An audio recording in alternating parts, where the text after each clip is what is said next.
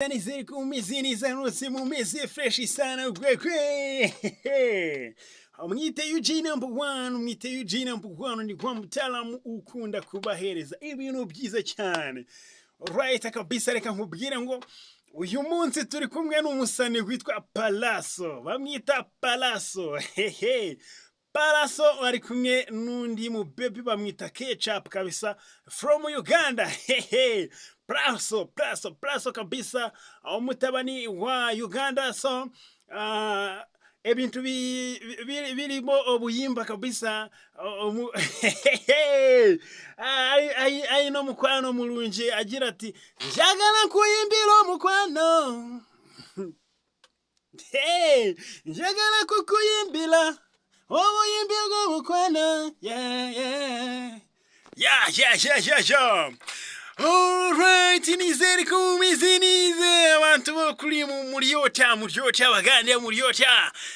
Ni mugambo tya ni mugambo bagande ni mugambo tya. Mwasuzotya mbabwene kabisa, reka mbabwene ngo mbahwelize na misho ganje. Bamwita Palaso mutabani wa Uganda. So alimo atuhisao obuyimba ine nyimbo ebonile sana kabisa. Nyimbo ebonile kweli halima kubwira ngo njagala kukuyimbira obuyimba bw'omukwano. Yo bagande muri he, basajja muri he, muri wa gwagwa.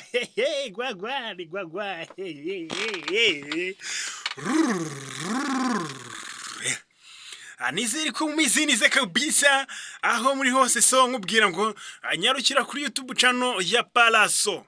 Nibyo njya mura nkubwira nyine buriye nimba uri umuntu ukunda music kabisa, pyondaho nyarukira kuri YouTube channel ya Palaso kabisa. Palaso mwana mukunze n'umusani wagiye abikora neza kandi akabikora neza bigakubita. Hari indirimbo yakoranye na uriya mu baby kabisa. Mu baby na umaze kuba navuga superstar international kabisa. Bamwita Shiba ni umu baby kabisa, navuga ngo yahereye kera zamani yihiringa ibintu byaranze kabisa. Atangira ari umumansuzi mu maboate kabisa, ariko nakubwira ngo aka kanya niwe musani, niwe mu baby wa Uganda ewan ufite ikintu bita fame kabisa, ufite ikintu bita abafana. None iriya ndirimbo yakoranye na Palaso we kuro muganga. Go down la go down la. Ewana shabara hatwite bakubita ingoma. Ibyo rero nibwo umukobwa yaratangiye kujya yinjiramo neza ubundi noneho dore ngo baradukoma. So nkubwira ngo kabisa genda kwa Palaso unyige ukande loko wa Palaso unyige subscribe. Umuremere kabisa nawe avuga uti cyakoze nanjye mfite umufana. Hagati mfite umufana kabisa, agasubscribe ubashe no gukubitaho agakomenti, si byose. Ubashe no gukubitaho agakomenti uvuga uti cyakoze mukoboye uba wabikoze. Nibyo mba nkubwira nyine. Ngango ku Gihembo TV wakanze subscribe kuri iyi video yanjye. Rega ubundi nta bya mirenge nta bya danje kugira gutyo ugakandaho ubundi ukajya ubona notification zanjye. Byose bigutwaye iki? Ntacyo bigutwaye iki? Abagande muri wo kabisa. Nkubwira ngo uri kumwe na UJ aka kanya yagiye ahantu bita UG. Unagiye UG kabisa, nago nyiri nago muri aka video ngubu nago ndi hano mu Rwanda nambutse ndi UG yagiye UJ. Ibaze ukuntu byo bintu biba bicuramye we. Ibaze ngo UG UJ yagiye UG. UJ anaenda UG. Atambula agenza UG. Ntambule ngenza UG ndio ningambo Luganda n'Olukiga n'Olunyankole. Sasa endimi za kulia Uganda zona ndio ninsigambaje munonga sana.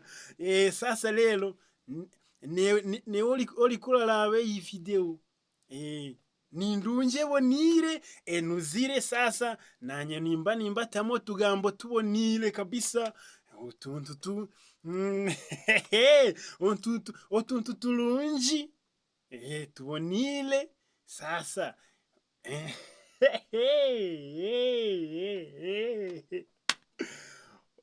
olulimi ni muluhulide nibarweta Oluganda n'Olukiga. Sasa rero banywanyi banje reka mbabwire ngo kanda subscribe.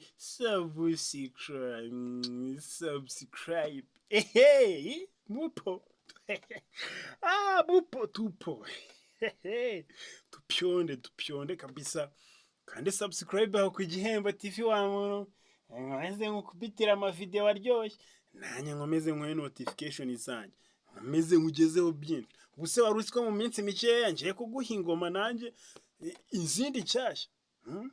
Ndi no gutegura album kabisa nizera ko nk'abantu b'abafana muzamfasha kwikubita hanze si byose. Kandi ndabizera muri abantu beza cyane. Mubwire ngo weho uri kureba iyi video iwana reka nkubwire ngo ikubita kabizu kabisa hano ku gatama wigira ngo kabisa ndagukunda aho uri hose wumve ngo ndakwikundira komeza wirebera utu video si byose.